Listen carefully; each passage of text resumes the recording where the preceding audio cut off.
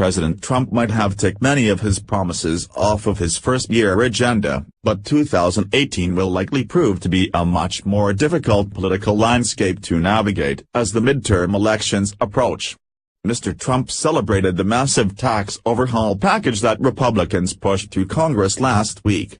His travel ban is now in effect after a green light from the Supreme Court.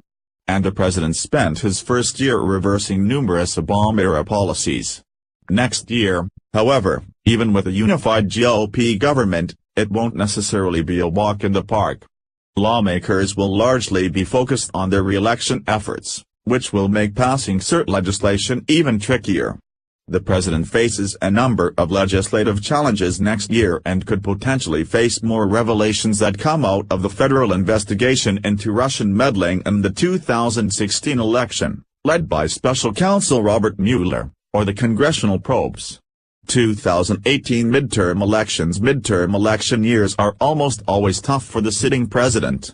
Mr. Trump won't want to do too much to rock the boat for Republicans as they defend their majorities in both chambers. At the same time, the president will likely push certain issues that might play well with conservatives and rally the Republican base.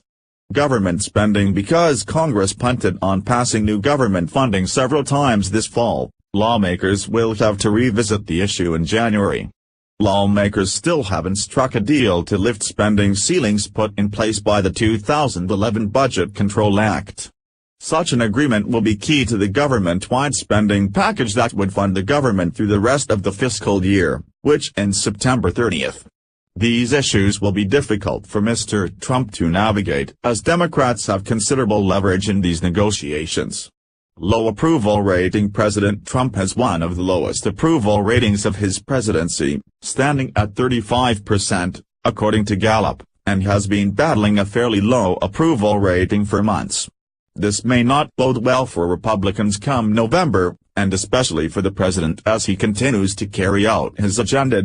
Russia probe. Toward the end of 2017, Mueller's investigation into Russian interference in the 2016 election was just heating up.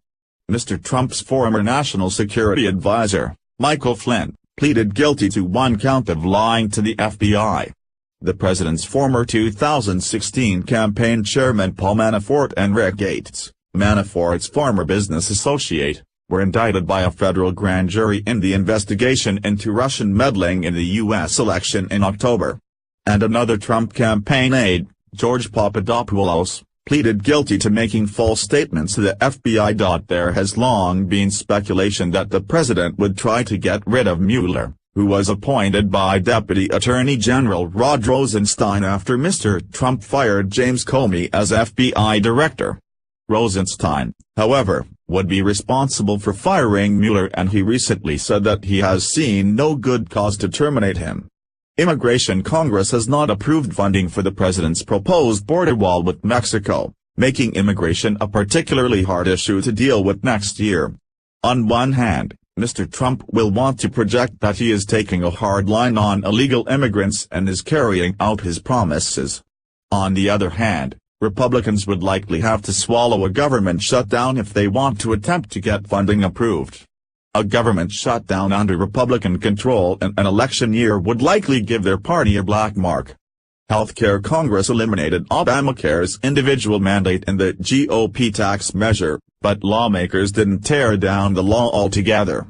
In an interview with NPR last week, Senate Majority Leader Mitch McConnell suggested that any efforts to continue repeal of the law would be dead on arrival in the Senate. Well, we obviously were unable to completely repeal and replace with a 50-48 Senate, McConnell said. We'll have to take a look at what that looks like with the 51-49 Senate. But I think we'll probably move on to other issues, he said. Sexual harassment. Washington has been plagued by several cases involving elected officials and alleged sexual harassment. Representative John Conyers, Michigan, and Representative Trent Franks, Arizona, resigned from Congress earlier this month. Senator Al Franken, Minnesota, has announced he'll resign in early January, and then there has been Reps. Blake Farenthold, Texas, who plans to retire next year. A number of Democrats have either called on the president to resign as a result of sexual misconduct allegations against him or for Congress to investigate them. Those calls may grow louder next year. The debt ceiling suspension expired this month, and the Treasury Department can use its so-called extraordinary measures for a few more months until Congress will have to raise the debt limit again. Outside groups suspect that the deadline will be sometime early next spring, which could also headaches for the administration. Entitlement reform. While Speaker Paul Ryan, R. Wisconsin, is adamant about tackling entitlement programs next year, Senate Majority Leader Mitch McConnell, R. Kentucky, doesn't seem too enthusiastic about making that a priority.